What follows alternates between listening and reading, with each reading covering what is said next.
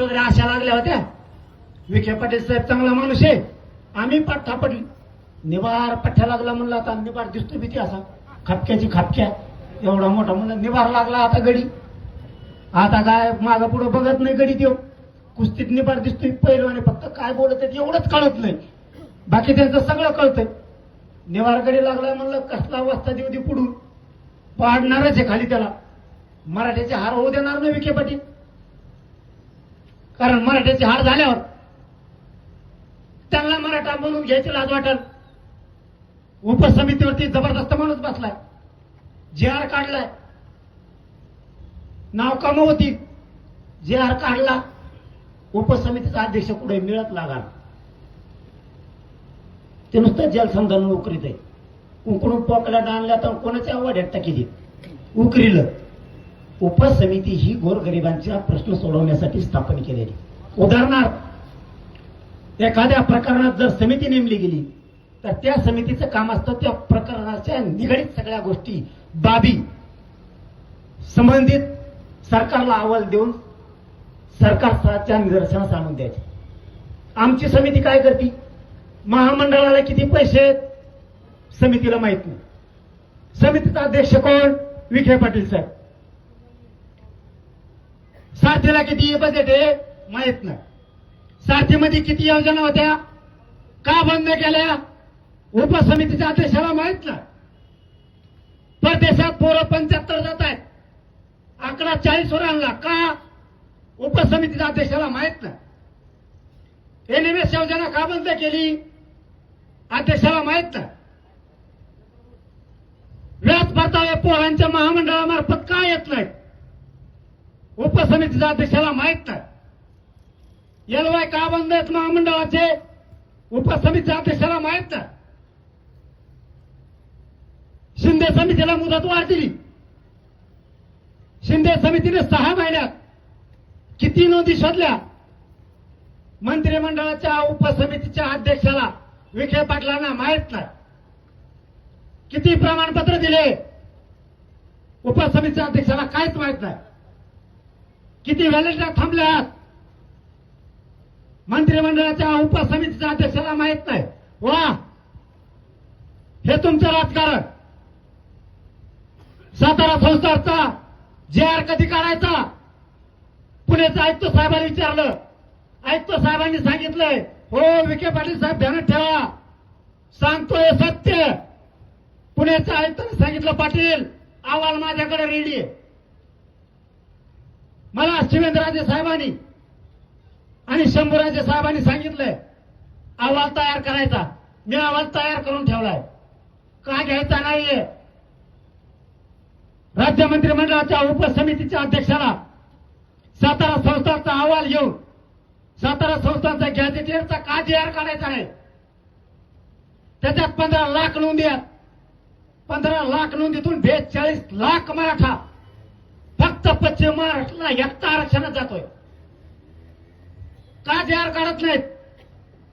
Hyderabad gazetteer याचा जे R काढला, प्रमाणपत्र किती वाटप झाले, किती अर्ज आले, हे उपसमितीच्या अध्यक्षाला माहितच नाही. मराठा समाजाचे अभ्यासक आणि समन्वयक सातत्याने सांगतात एक उपसमितीची बैठक संभाजीनगरला घ्या. त्या विखे पाटलाला वेळच नाहीये, समितीचा अध्यक्ष व्हायचंय, फक्त समाजाचे प्रश्न समजून नाही घ्यायचे. अभ्यासक समन्वयक सांगतात बैठक घ्या, नाही वेळ. पण जे काड्या करते,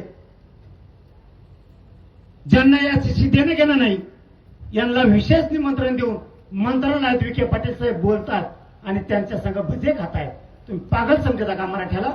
आम्हाला माहित नाही का तुम्ही कुठं काय करता? या महाराष्ट्रात असंही विखे पाटील साहेब, माझ्या विरोधात कुठलंही षडयंत्र करा, तुम्ही रस्त्यावर करा तरी मला माहित होतंय, तुम्ही एका दवाखान्यात केलं तरी माहित होतंय, तुम्ही लांब रानात जाऊन जर बसले ना, तिथं जरी षडयंत्र रचलं, कट रचला माझ्या विरोधात घातपातासारखा, तरी आसपासच्या शेतात माझ्या मराठ्यांचे लोक आहेत, ते हळूच सांगतात फोन करून पाटील इथं अमके लोक आले होते. तुम्ही मंत्रालयात कोणाला पण भेटा, मला अगोदर माहित होतं कोण समन्वयक आहे, कोण अभ्यासक आहे आणि कोण कोणाला कोणत्या मंत्र्याकडे कशासाठी घेऊन गेलंय. तुम्ही कुठं पण जा, राज्यातला माझा मराठा समाज प्युअर जागा झालेला आहे. वडवणीला पेट्रोल पंपाच्या अलीकड माजी मंत्र्याला दोन माजी मंत्र्याला कोण जाऊन भेटतोय आणि कोण भेट घालतोय आणि काय कट शिजेला जातोय. एक 15 दिवसापूर्वी मला तिथपासून माहिती आहे. कॅनॉटला कोण जातं संभाजीनगरच्या, तिथं कोण कोणाला एकामेकाला अंगावरती घालतंय हे सगळं माहिती आहे आम्हाला. तिथं बी खाऊ गल्लीत मुंबईच्या कोण कोण कोणाला भेटतंय, कुठं काय करतंय. आसपासचे मराठे 10 मिनिटाच्या आत आम्हाला फोटो आणि व्हिडिओ काढून टाकते. तुमचं लय दिवस चालणार नाहीये, थोड्याच दिवसात फक्त आम्ही बघतोय उत्तर देणार. याचा अर्थ तुमच्या लक्षात येत असतं आणि नसन येत तर मग तुमच्यासारखे गेले दुसरे कोणी नाही.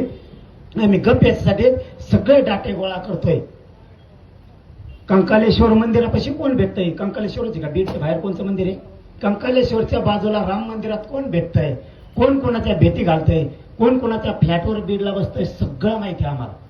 त्याच्यात कोणता राजकारणी पाठिंबा आहे, कोण फोन करून सांगतोय इकडे जा, त्यांच्या कोण भेटी घडून आणतोय. अख्खा 2-2.5 महिन्याचा डाटा आहे. मोबाईल बंद पडायची वेळ आहे. एकदा स्फोट करणार आहेत आम्ही सगळा, मग तुमचे डोके उघडतील. आपण उगाच सगळे हिंडलो. ज्याच्याकडे तुम्ही जाताय, माझे कट रचणारे ज्याच्याकडे जाताय तो सुद्धा भेटून गेल्याच्या नंतर फोन करून सांगतो अशा आलते बरं का, पण मला माहित नव्हतं ते. आणि तुम्ही तुमच्या खरंय तुमच्या संग जीव हिंडतोय तो सुद्धा मला फोटो काढून टाकेल, तो सुद्धा. आणि जे त्याला घेऊन बसते ते सुद्धा सांगतात की आम्ही याला आज घेऊन बसलो होतो जरा असं म्हणलो. त्याचे व्हिडिओसह पुरावे आहेत आमच्याजवळ. आजकालचे लोक अवघड आहेत. कोणासंग बोलायचं असलं ना रेकॉर्डिंग खिचत टाकून ठेवते. पहिलं वेगळं होतं, काय बोलला हा बघते म्हणते त्याच संग मी काय चर्चा केली पण म्हटलं नाव घेऊ नका, मी त्याच जातीचा आहे. मला सांगणारा म्हणतो मी त्याच जातीचा आहे.